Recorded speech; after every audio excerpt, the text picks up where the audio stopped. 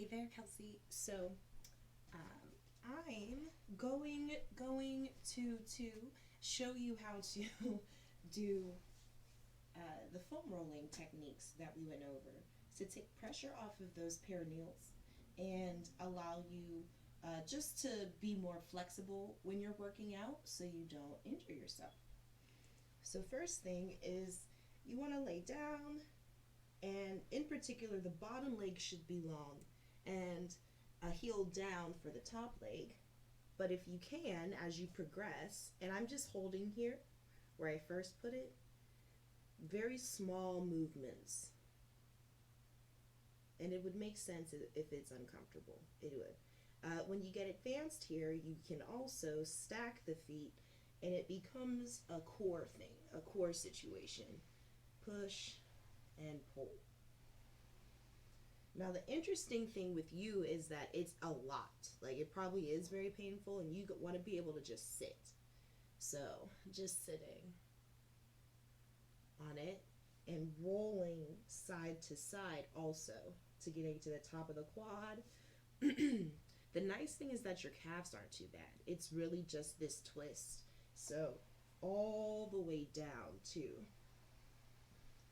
From the IT band all the way down. And if it's a lot of pressure, you can always come back to one foot. Nice.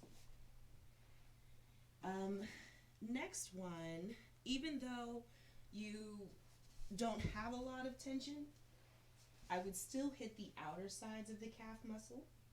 So that's one leg, since then you have the smaller foam roller, and then a roll, and then a cross of the other leg onto the next one. And then, if you can, press your hips up.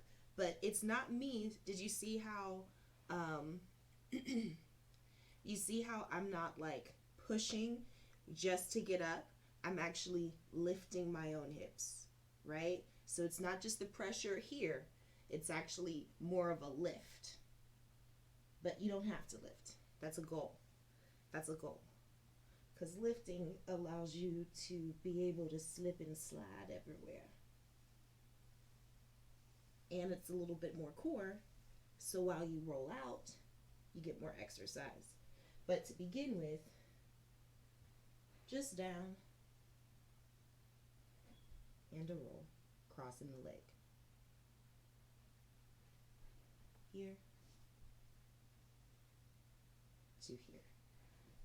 Nice. For your chest here, I want you to take that crook and then focus on just relaxing your neck. So your chest is pretty tight, and that's fine. Which it probably means like you probably like trim your shoulders down like crazy when you get to working out. So that makes sense. The only thing is, pectoral muscles are too small. They're too small. They're not enough to burn as many calories as we need. So we need more back muscles. So in rehabbing up in the shoulder area, so this is the deltoid, pectoral, and I don't really have a lot of breasts, so I'm sorry that I make it look easy. You may have to physically adjust yourself, okay? And rotate onto the hip, bend at the elbow, and then you can hit into the subscapularis without having to do the big like I mean, that's all fine, and you'll burn a lot of weight. Burn more calories if you have to move your body in that way, but also you are rehabbing, so you don't want to cause more trauma to your body. Ooh, that's good. And a little open. So this area here, relaxing this area gives your back more time, or just more of a chance, those muscles to activate. See, I got a good one underneath here too. In regards to your neck, we'll do a stretch. It may not be catching up to you, but looking down at kids can mess it up.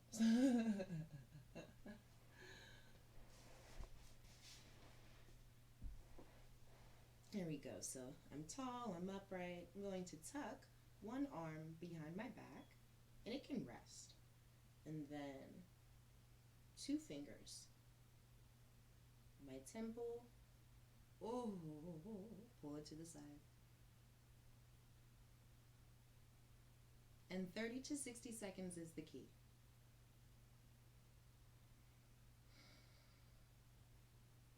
Then drop the chin down.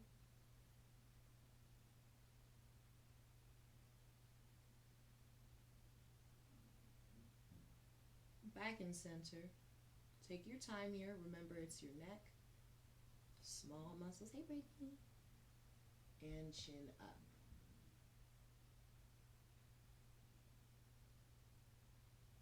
Of course, if you don't necessarily feel anything in the foam roller, is it important, or in the foam roller or the stretch, is it important to do it? Absolutely. I'm just going to do both sides. Absolutely. You don't want to overdo it. 30 to 60 seconds is the key. However, don't spend more than that on somewhere searching for pain. The pain will be there and apparent. So search your body. It's okay to roll over parts of your body that